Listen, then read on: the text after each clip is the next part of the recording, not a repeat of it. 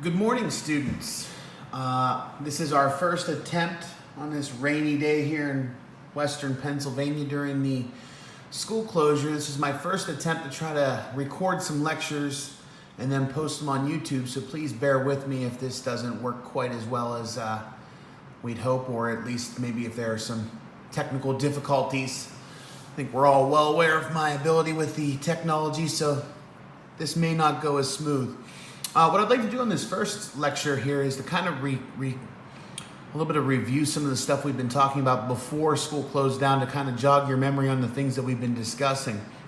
If you remember correctly, we had just finished up our chapter on the Roaring Twenties and talking about how the United States had created the Roaring Twenties as a reaction to the Red Scare after World War I. And we discussed how a lot of the things that they did in the Roaring Twenties ultimately, yes, built prosperity at the time, but also kind of led us towards what ultimately became the Great Depression of the 1930s. A lot of people mistakenly talk about how the stock market crash caused the Great Depression. And if you remember correctly, before we left, we talked multiple times about the fact that the stock market crash is not something that will actually cause a depression. A crash like this is actually a symptom that indicates that there's a problem with the economy. And so when we talked about it in class, if you recall, we compared it to having a sore throat or having the symptoms of a cold.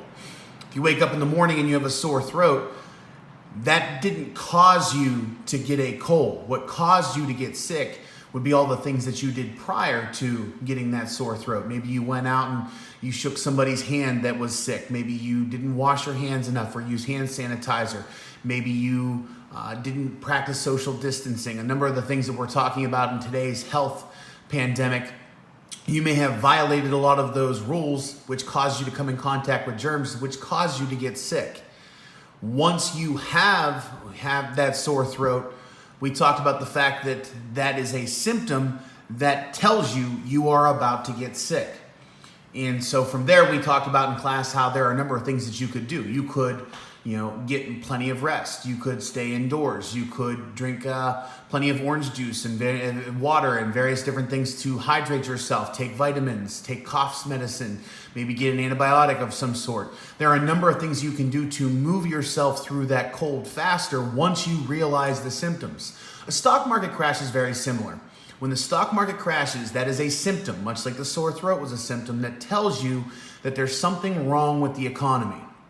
When the stock market crashes, that is the economic equivalent to the United States economy getting a sore throat. That crash doesn't cause the economy to get sick. It's the result of the things that were happening beforehand. So in the 1920s, a lot of the policies we talked about with the Yankee imperialism and the way the United States treated Europe after World War I. We talked about the jacking up tariffs. We talked about a number of the various different things we did to create the Roaring Twenties. These all ultimately led us to the symptoms that eventually became the stock market crash. When the stock market crashes like that, there are a number of things the government can do to prevent a depression. And what we learned is in the late 1920s and the early 1930s, the United States government did not handle it properly. And so the stock market crash, instead of the economy getting sick and slowly getting better rather quickly, it actually got even worse. And so what we want to take a look at this first part here is, how does the stock market work? And so a lot of what we talked about before we left, if you recall, was a lot of taking a look at understanding the stock market as a whole. If you want to understand why that crash helped us, nudged us towards the Great Depression, it first helps to understand how does the stock market work. Now, if you remember correctly, we watched this cartoon video that kind of broke down the stock market as a whole. Why do companies sell stocks? What happens when they sell stock? How does a company's stock rise? How does a company's stock fall? So on and so forth. I'm going to post this video also on your Google Classroom timeline, and if you'd like to rewatch this video, you can do so. But we're not going to really go through the time of doing that here and for our purposes on this lecture here. Long story short, when we took a look at it, we said that every day stocks are bought and sold on the stock exchanges globally, not just here in the United States.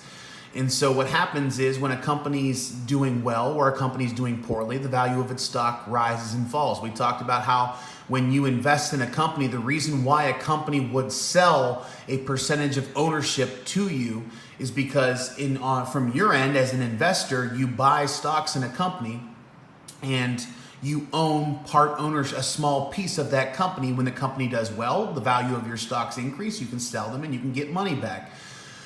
As a business, the reason they would want to sell parts of ownership of their company to you is so that they could in turn use your money to help the business grow. Now, when you see every day they talk about the stock market here in America, and you hear President Trump a lot of times talking about the stock market and using it to measure the United States economy, when we take a look at the stock market as a whole, they track it using indexes. Here in America, we use 3 major indexes: the NASDAQ, the Dow Jones, and the S&P.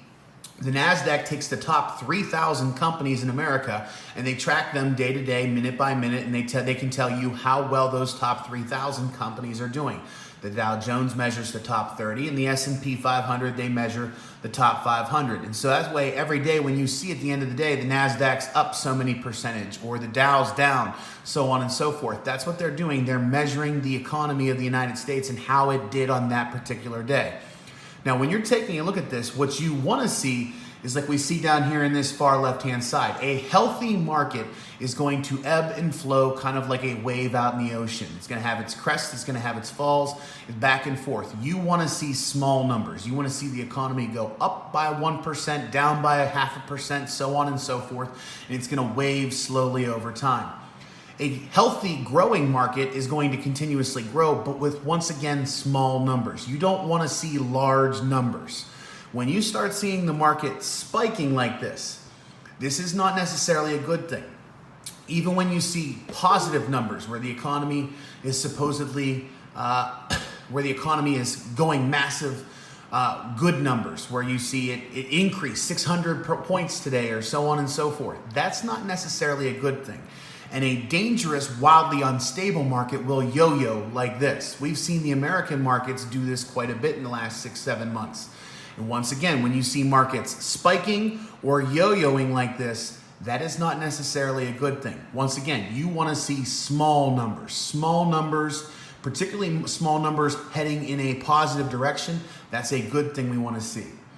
Now, when you take a look at individual companies that sell stocks on the stock exchange, a company's stock will rise or fall for one of 2 reasons. One, a company's simply doing well. We start a company, we get a lot of people on board, excited about it. We have a brand new way of producing and manufacturing goods.